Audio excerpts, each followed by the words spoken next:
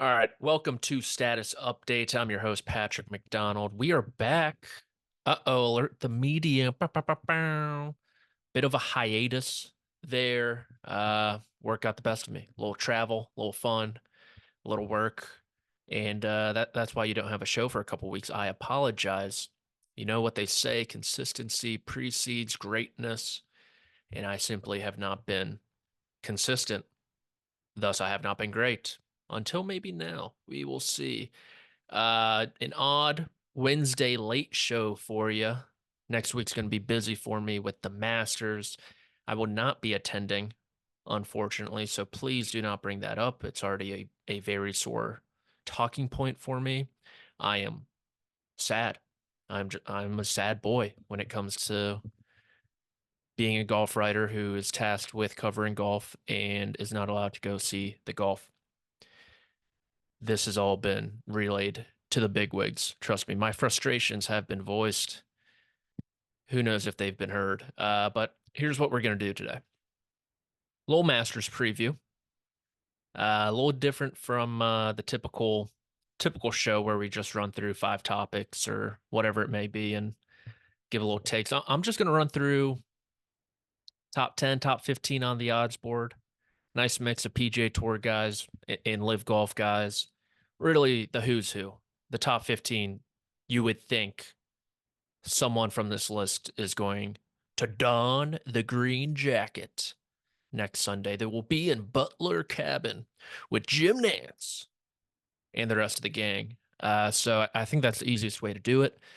And then after that, we will touch on, maybe some unheralded sleeper long shot guys that you can use in group six of your office pool when you have to decide between a Bernhard Langer who tore his Achilles playing pickleball, is in a boot and won't be playing. Be like, oh man, should I pick him still? A Freddie Couples who just withdrew from a Champions Tour event with a bad back. I mean, Freddie at Augusta, you might be onto something. No one's ever thought of that, and some other guys. So I'll try to help you out there. I will say, hopefully, this will squash any of the people who text me every major week. Who do you think's going to win? What's your pick? Any long shots? What a sleeper. Do you like so and so for a top 10? Hey, buddy, there's about 20-ish of you who do this every single major championship week. And I love it. I love you guys. I really do. And a couple gals. I'm very appreciative of you thinking of my opinion. Rarely has it gone well for either of us. Let's put that out there. Rarely have I been correct. So let's just watch this, listen to this, and then when you come back on Monday or Tuesday next week, which you will do, unfortunately, it's human habit, and say, hey, I hope you do a little better than last year. Buddy, you don't need to seek my advice. No one's making you. You know who the happiest person in the world would be? If you stopped asking me who I think's going to win a golf tournament, it would probably be me. And that would also be the year that I would pick correctly. I I think it's going to be this year. We'll get to my winner in a moment. No one's going to see it coming. Top 15 on the odds board, though. I will say that. Okay. Let's get into it. Your 2024 Masters preview presented by Patrick McDonald. Scottie Scheffler, 4-1. The world number one has been lights out so far this year in 2024, coming off a win at the Arnold Palmer Invitational, a win at the Players Championship, and a runner-up at the Houston Open. Missed a 5-footer on the last hole to force a playoff with Jägermeister. Let's be real, Scottie Scheffler had his C game at Memorial Park. Tee to green was meh. The putter was volatile, gained 2 strokes, lost 2 strokes, alternated that throughout the 4 days. What was the most concerning for me from Scottie Scheffler at the Houston Open was his course management. I know this is someone who always hits it to the fat side of the green, always hits it on the correct side of the fairway where you should miss.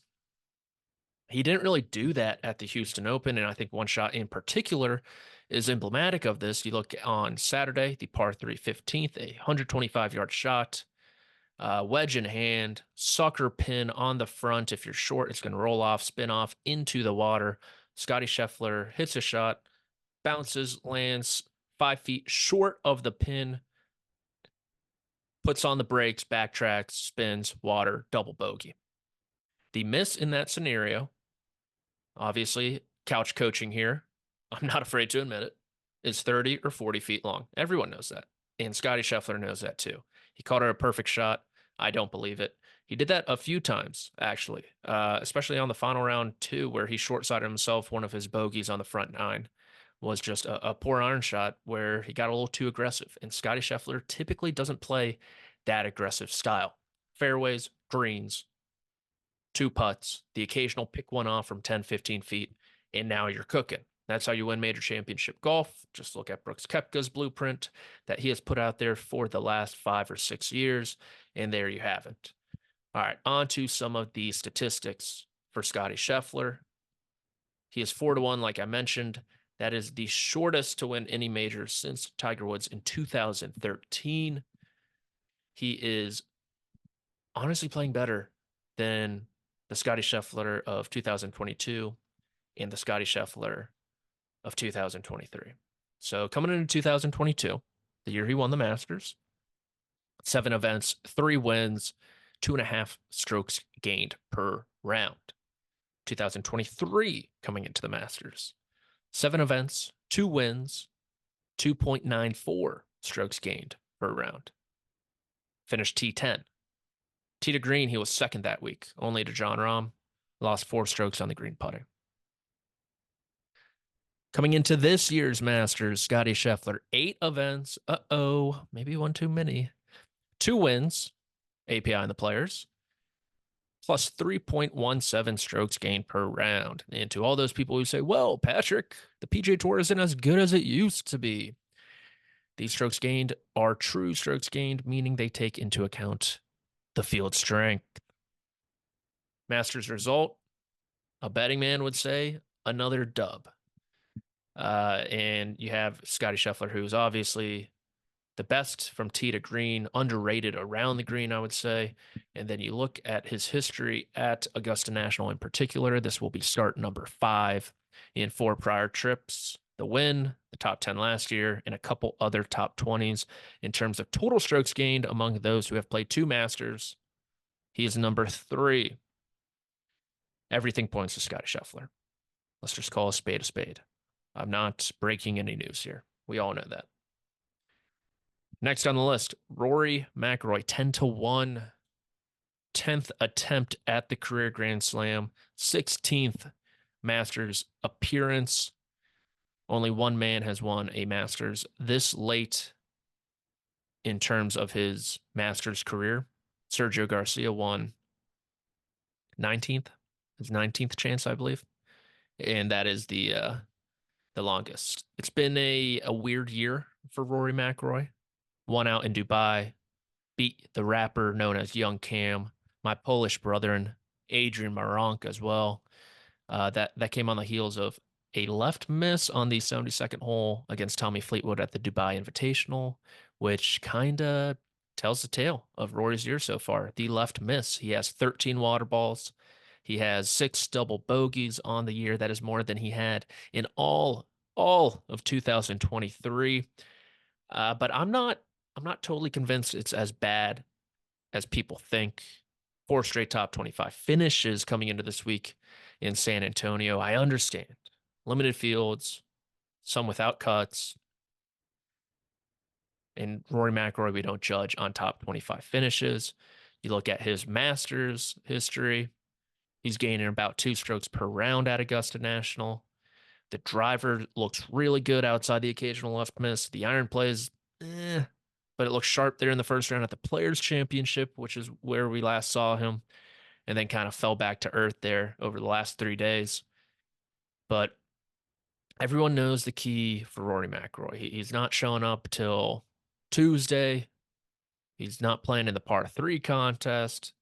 He doesn't need to get to Augusta National early. He doesn't need to play 80 practice holes. Oh, this was rich last year. Rory McIlroy played 80 practice holes. Rory McIlroy had 22 putts in one round with the brand new Scottie Cameron that he had to put in the bag at the match play. Rory McIlroy had the best prep ever. He didn't win the match play, but he finished third. That's what everyone wants. Sorry, there we go. Rory McIlroy misses the cut badly. He has now missed the cut in two out of his last three Masters. The middle runner up to Scottie Scheffler, best finish to date. Let's be real. He had no chance of winning that Masters. That's not even an opinion. That is a fact. And for Rory, here's what you need to look out for. Okay. Here's how the sausage is made. I put this out on the interwebs, on the Twitter. Round one average, last 10 Masters, 72.2. Not great. He's broken 70 one time. 2018. What did Rory McIlroy do in 2018? Oh, he played on the final group Sunday with Patrick Reed. Huh, seems like getting off to a good start's a good idea. Round two scoring average. It's even worse. 72.4. Yeah, not good. Only three times over the last 10 years has Rory McIlroy shot back-to-back under par rounds to begin his Masters. 2018, 69, 71. He went berserk on Saturday. And then Sunday, we'll get to 2016, 70, 71. That was a year of Willett. 2015, 71, 71. He was like a gazillion shots back because Jordan Spieth was being Jordan Spieth. So you say, hey, Patrick, you just said Rory McIlroy gains two strokes per round at Augusta National, yet his scoring average is over par in rounds one and rounds two. Great question. Let's look into the weekend scores. He's had 16 weekend rounds over the last decade, missed two cuts. Last year in 21. Of those 16, 14 have been under par. 14 have been under par. He's averaging just about 70 in round three and a shade under 69. How are you in round four? The backdoor top 10. Everyone, if Roy turns in 30, there's credence to that joke. But I will say, of the two over par rounds that he had, both were great chances to win the Masters. 2016, he's in with a chance heading into the weekend. Saturday is tough. It is really tough. Best round of the day, 69. 69. Smiley Kaufman. Yeah, it was that year. Rory shoots 77 5 out of the tournament. 2018. Oh, 69, 71, 65, I believe. 4 under plus 7, 11. Yeah. He's three back of Patrick Reed, who's 14 under. He gets the final pairing. Rory McIlroy in the final pairing in the final round. Three back, shoots 74, 2 over. Never has a chance, really. Honestly, we want to look at the 2018 Masters. I think that is the most underrated Masters of the last decade. It's because most people do not like Patrick Reed. I love Patrick Reed. Just a great guy. You got to stick out for your fellow Patricks. But you had Ricky Fowler making a charge. You had Jordan Spieth with zero form, almost break the course record, hit the branch on the 72nd hole, makes bogey, isn't able to make a birdie, and tie Reed. Ricky Fowler makes birdie on the last, puts the pressure on Reed to make par on the last. Great. Great tournament.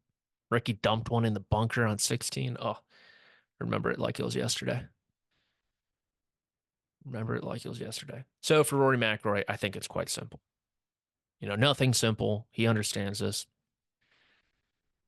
Dude, just make your first birdie before you make your first bogey on Thursday and see what happens. Try to make par on one, sneaky difficult opening hole. Birdie the par five second. Three on scorecard. You think, okay, I should make a birdie here. Don't get cute. It can be tough. We've seen people mess up that hole and go on your way. Take care of the par threes, get past the difficult fifth.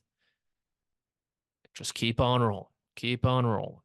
Right? Take one on eight, get one on nine. We'll see though. A lot easier said than done. One round in the 60s in the opening. That is insane. Rory McIlroy, 10 opening rounds, one in the 60s. All right, we got to speed this up. Next, Jon Rahm, 12 to 1.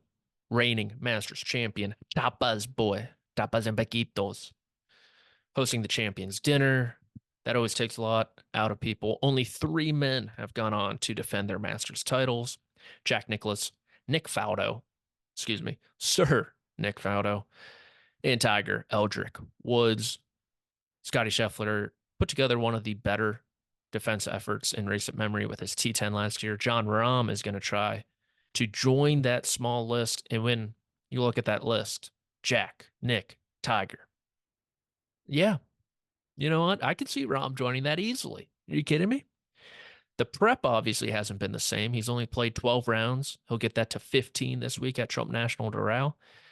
But last year's prep was probably, you could define it as great. 3 wins, averaging like 3 strokes gained per round. I think it's been a solid, good prep so far. A little different, sure, but solid. Not bad at all. 4 top 10s on live. He'll probably add at least a fifth this week. I wouldn't be surprised if he wins. And he's averaging about like 2.2 strokes gained. So he's about, it's a couple strokes worse. About three-ish strokes worse per tournament. I don't hate it though. And Jon Rahm's a known entity. That's what a lot of people, I feel like, just don't understand. These guys from Live who they don't want to watch or whatever, they're all known entities. Rahm, DJ, Brooks. We know what to expect. Bryson, Cam. And so Rahm, I think one thing people probably don't give him credit for is how good he is at Augusta National. Like really good. 7 trips, no finish worse than T27. The win last year, 2 other top 5s, 2 other top 10s, 7 for 7, making it into the weekend, of course. First in terms of total strokes gained among those who have played more than 8 rounds. We'll get to the minimum 8 rounds. He's second technically among those, but I think there's some regression coming for the top guy. Maybe not. I'd like to be proven wrong there as well. So yeah, I think he has a phenomenal chance to go back to back. You could say the extracurriculars, the champions dinner, all that fun stuff is going to get to him. It'll drain energy out of him. He's going to be thinking about it all week. Maybe, but I don't really think he needs to think about the golf course too much because he knows this place pretty damn well. He's performed pretty damn well here. And you know what? He's playing pretty damn well. Don't overthink it. Brooks Koepka, 18 to 1, number 4 on our list. Runner up last year, went to bed Saturday with a not 1, not 2, not 3, 4-stroke lead. Remember that? 4-stroke lead. On the 8th hole, he had a putt for par. Rahm had a putt for birdie. Brooks misses his. Rahm makes his. Boom, 2-stroke swing. That's where they start the final round, and Rahm boat races him, baptizes him, whatever you want to call it. You can blame Patrick Cantlay and the group in front for the slow play if you really want to, alongside Victor Hovland. But look, Brooks is, like I just said, a known entity in major championships. I unfortunately fell into the trap of thinking, maybe he's not the Brooks Koepka of old. He clearly is. Would I bet him at 18-1? Probably not, but I'm not going to say it's a bad bet. I'm the one who makes bad bets. And so he's coming into the this year's Masters quiet, I would say. He got off to like actually a pretty good start. to the year with T5 at Mayakoba, back-to-back top 12s, and then a meh start there in Hong Kong. It'll be interesting to see what he does this week at Doral because Doral, not quite similar golf courses, but it's a big ballpark like Augusta, and you have to ball strike your way around it like Augusta. And you see the correlation there. There's Doral success, and it's tied into Augusta success. DJ, Reed, Phil, Tiger, Adam Scott, Bubba. The list really goes on. So what he does this week is very interesting, especially since last year he won Live Golf Orlando the week before, carried that momentum into the Masters. He has been someone throughout his career who will say, I like week number 2 the most. He doesn't like coming into a major championship cold turkey. He likes playing his way into it. Week number 1, he gets his feet wet, sees where his game's at, understands what he has to work on, understands what his misses under pressure, and he applies that to week 2, which is major championships, where he is the best competitor over the last decade. Going for number 6, going for the third leg of the career Grand Slam. I will always root for history. And honestly, like the Rory Grand Slam talk, the Jordan Spieth Grand Slam talk, stale. Let's get someone in there who actually has a chance. Next on the list, Xander Schauffele, 20-1. Mr. Zenman, sing me a tune. Boom, boom, boom, boom. Xander Schauffele is my pick to win the 2024 Masters. I can't believe I'm saying it too. I cannot believe it. White Sox McGee, the man with Eeyore like tendencies, the man who I said after the Players' Championship, I don't know if he can take a punch. And I still don't know if he can take a punch. It seems like every time Xander Schauffele is in the mix of a big tournament and something goes wrong, a little wind blows in his hair, he gets an unlucky break, his ball hits a pitch mark, yada yada yada. He crumbles. But I will say, I've done the whole Simone Biles gymnastics, mental gymnastics up in my noggin to say the Players' Championship was the best thing to happen to Xander Schauffele for the Masters. Look, the Russian judge isn't going to give this a 10 out of 10. German, hell no. But if I schmooze the American one, he might give me an 8. Like I said, I don't think Xander Schauffele is capable of taking a punch. He seems to get knocked out every single time. But what I like about Xander's contention run at the Players' Championship is, let's be honest, he's going through swing changes. He's working with Chris Cuomo. He's not working with his father, Stefan, the German ogre. And we identified what his misses when the swing is under pressure. And I would much rather see that at the Players' Championship than at the Masters. And there are 4 swings that you can look at. The tee shot on number 4 in the final round.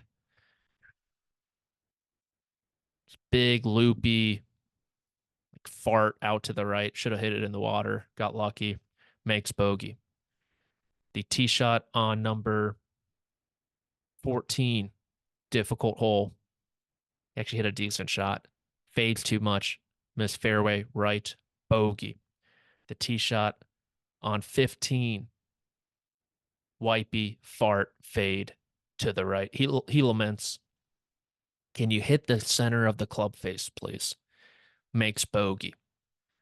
18th hole. Got to hit the fairway. Got to make birdie to tie Scottie Scheffler. Misses the fairway right.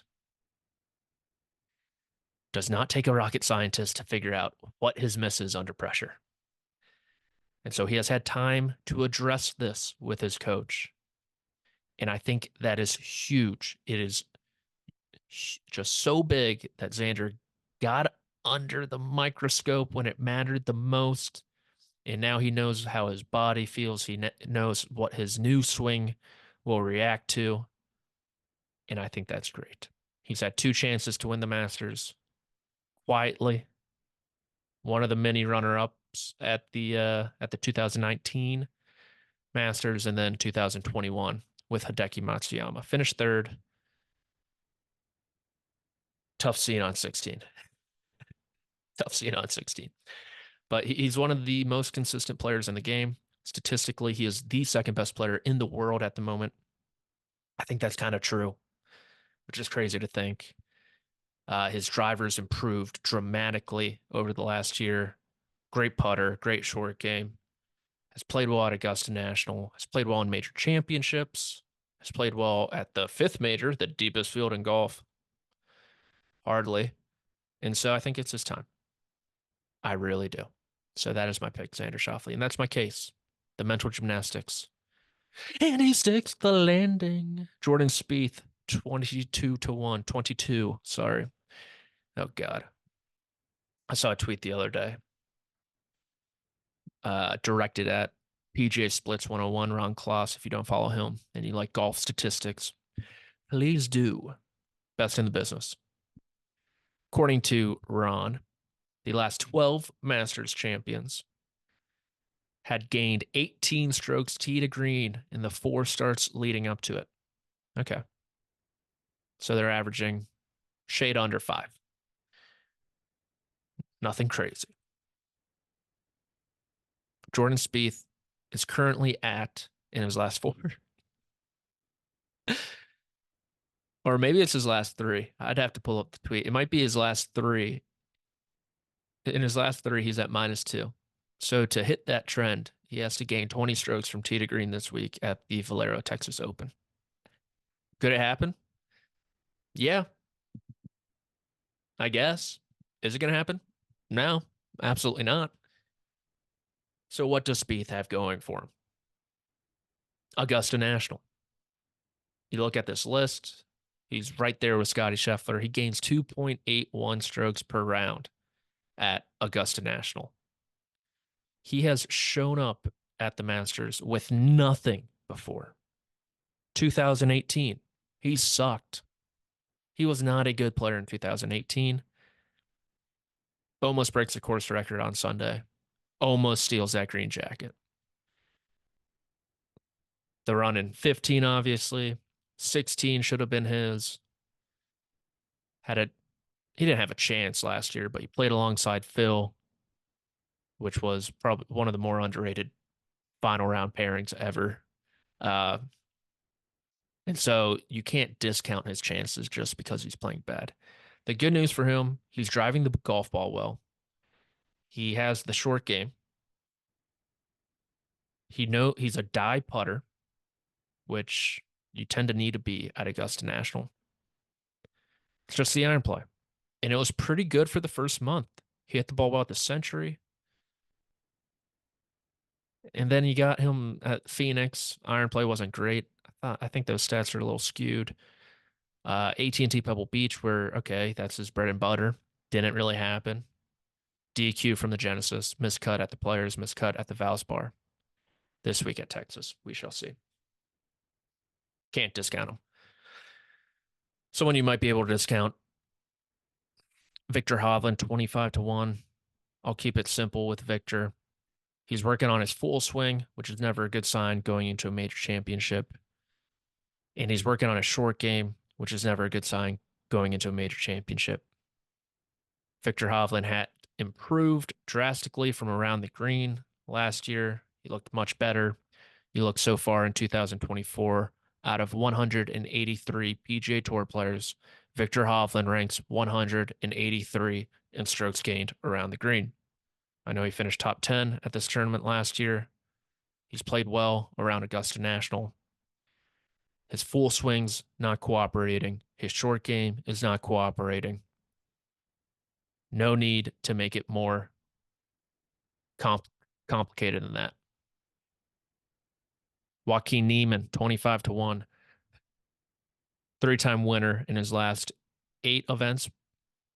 I'm going to go with it. 8 events dating back to December. The win on the DP World Tour in Australia. Twice on Live. A few other top 5s sprinkled in. T16 at the Masters last year. And the thing about Joaquin, this year compared to other years leading into the Masters. He can hit a draw off the tee, and it has a ton of giddy up behind it. He is long off the tee this day and age. He can work the ball both ways. Some will suggest his apex height is not high enough for Augusta National.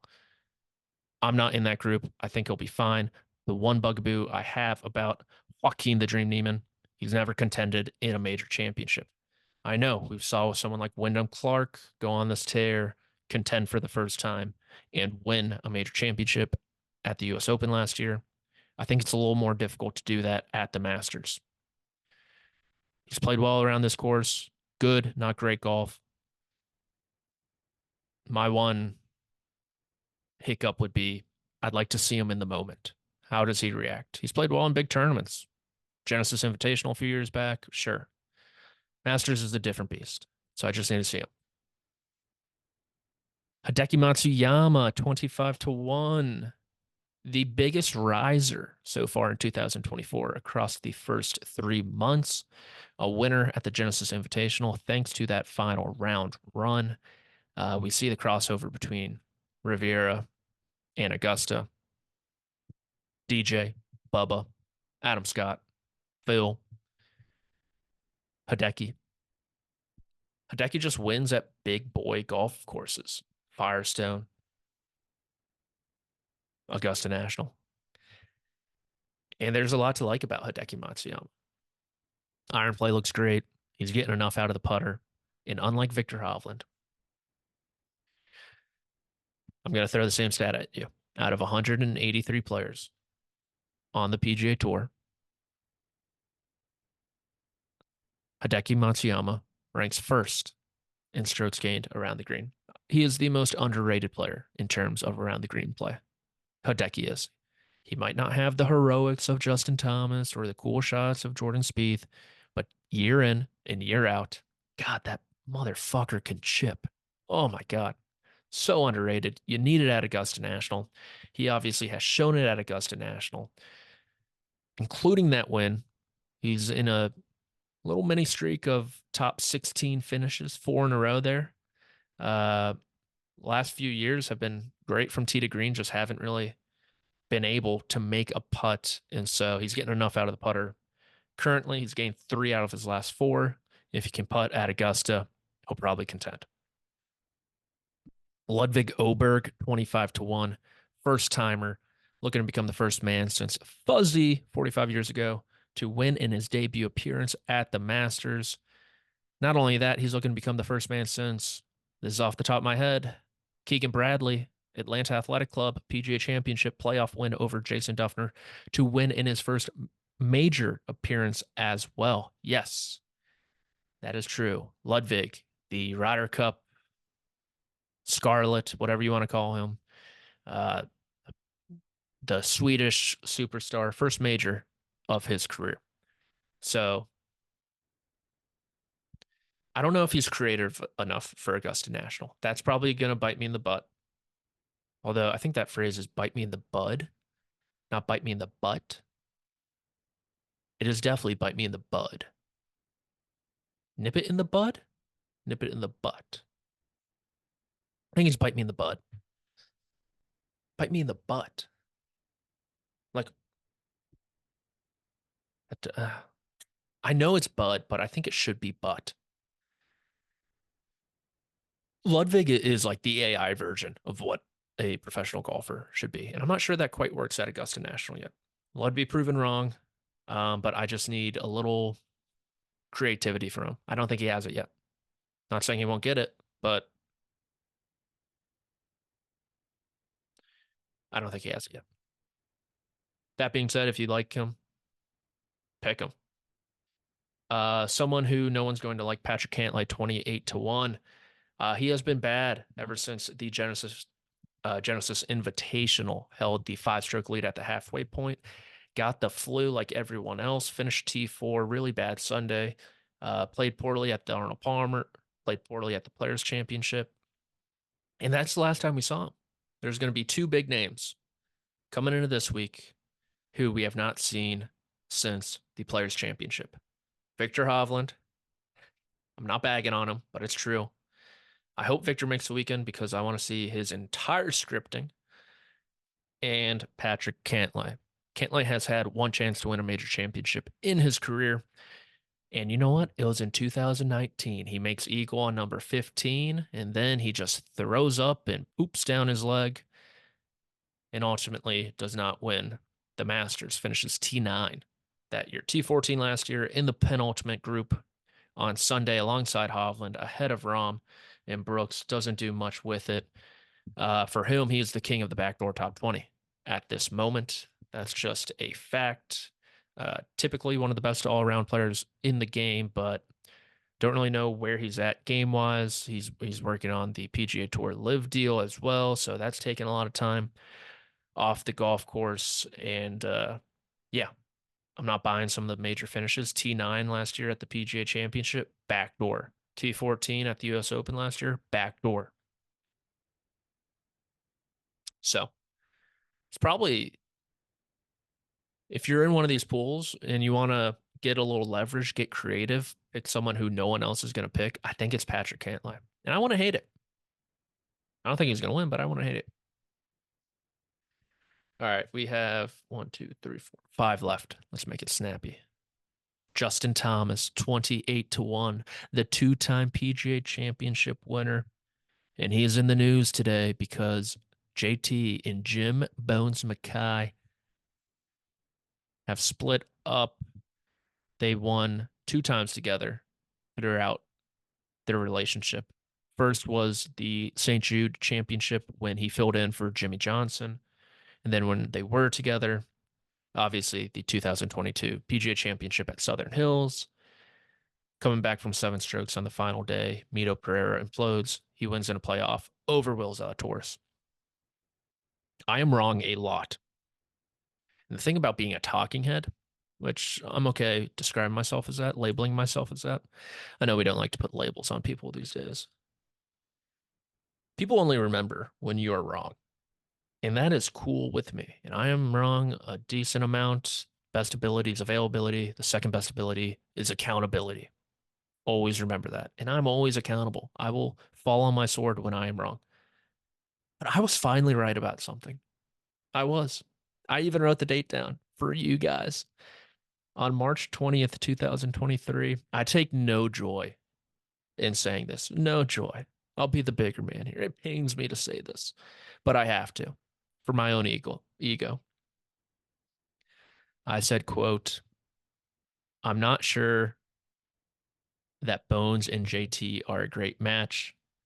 I think Bones' prior experience with Phil, one of the most aggressive players of all time, hinders his decision-making process with JT, who I think needs a parent and not a pal on the bag. End quote. Here's a quote from Justin Thomas from 2022 about Jim Bones Mackay. He's definitely more aggressive. I think that's pretty apparent or easy to understand from the past. He's definitely a lot easier to convince if I want to try something than I'm something I maybe shouldn't than ugh. He's definitely a lot easier to convince if I want to try something I maybe shouldn't than Jimmy Johnson. End quote. Yeah, I mean, Justin Thomas has all the tools in the bag. He has every shot in the bag. He has all nine windows. There's no doubt about that. But I've always believed, at least in recent years, that he has overcomplicated the game for himself. It is peculiar timing that this is happening the week before the Masters, considering, I mean, Bones pretty good freaking run at Augusta National with Phil Mickelson. So there's a potential this might be something else outside of, hey, we need a new guy in the locker room to give us a pep talk. It might be a little different. As for JT, he's been good and not so good. I'm not a believer in the long iron play quite yet, like a lot of people were. And then you throw in the putting performance at the Valspar Championship where he lost seven strokes on Saturday. And even though he had all that early season success, he comes into Augusta National with some question marks. Would it be shocking if he contends? No. Would it be shocking if he doesn't do great? No. Last year's major championships, Reed miscut, miscut, miscut. He made the cut at the PGA Championship, had to make an 8-footer on the 18th hole on Friday to make it into the weekend. And he did. And he finished like T65. Next, Cameron Smith, 28-1. What do you do with Cameron Smith? I don't know. I don't know. He's interesting. He's definitely interesting. He was obviously Scottie Scheffler's closest foe in 2022, finished T3, and that followed a T10 in 21, T2 in 2020, had a T5 in 2018, finished T34 last year. It's just a perfect setup for him. And you know what he did in his last start on Live? He lost in a playoff. He was right there till the end. The best start of the year. So what he does, I think, is anyone's best guess. I think what he does at Doral this week is something to keep an eye on because, like I said, it is a ball striker's course, and if he holds his own, then he's very much live. He doesn't need a big runway to get going. Wyndham Clark, 30-1. First timer, Wyndham Clark. Won the US Open, nearly won the Players, winner at Pebble Beach, winner at Quail Hollow. Looking to become a winner at Augusta National. Is he a killer? Michael Fastaband? What? I don't know if I'm quite there with Wyndham. There's a couple things that are concerning. One, when he's under the gun, he hits this. It's not a power fade. It is a power slice. And I know you can win around Augusta National with a fade. We've seen it time and time again. But I don't think you can win it with a slice when you need to under the gun. Imagine his drive on the 72nd hole at LACC on the 72nd hole at Augusta National. That is Pine Straw City. And I'm not convinced he has the short game. The putter will be fine. I think he's a very good putter. I'm not sure the chipping is quite there. And so I think there's going to be a learning curve, as we often see with most of these guys. I will say the one thing Ludwig and Wyndham have going for them, 45 years since a debutante has won at Augusta, mind you, is 2022. Debutante Sung J M finishes T2. 2021, debutante Will Zalatoris finished second. So these guys are figuring it out. And Wyndham has the pedigree. He has the current form. He has the game to do it. I just don't think he's going to. Sorry. Dustin Johnson, 35-1. I'm a sucker for DJ. I bet him at the Open last year. I think he shot like 84 the second round. I bet him at the US Open last year. Top 10 finish, played really well outside of the second hole, which just absolutely murdered him. I think he made a triple and a double bogey on that hole alone.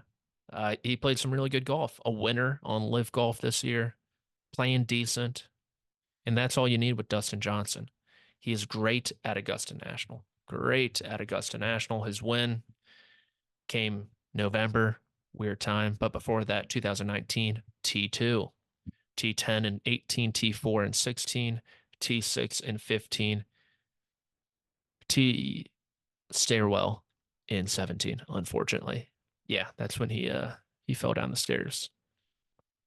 Tough. Last year, looking at his stat profile, he lost 2 strokes around the greens, 4 more on the greens. Not great. Hit the ball decent. You always got to consider DJ. Talent-wise, he's the guy I'm putting my money on. You put him on a deserted island for a year. You bring him back. Be like, hey, buddy, I need you to shoot 68 today. Can you do it? I'm calling Dustin Johnson. Last but not least, Will Zalatoris. Willie Z.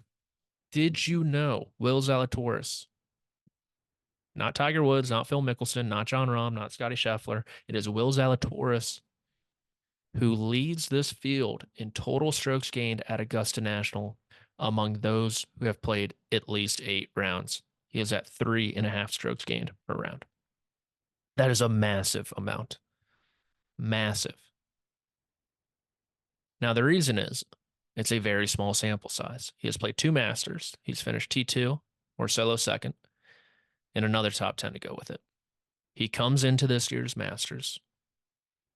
Pretty good start at Riviera. Seen a lot of crossover success there. Pretty good start at the API at Bay Hill. Missed the cut at the Players Championship. Not great in Houston.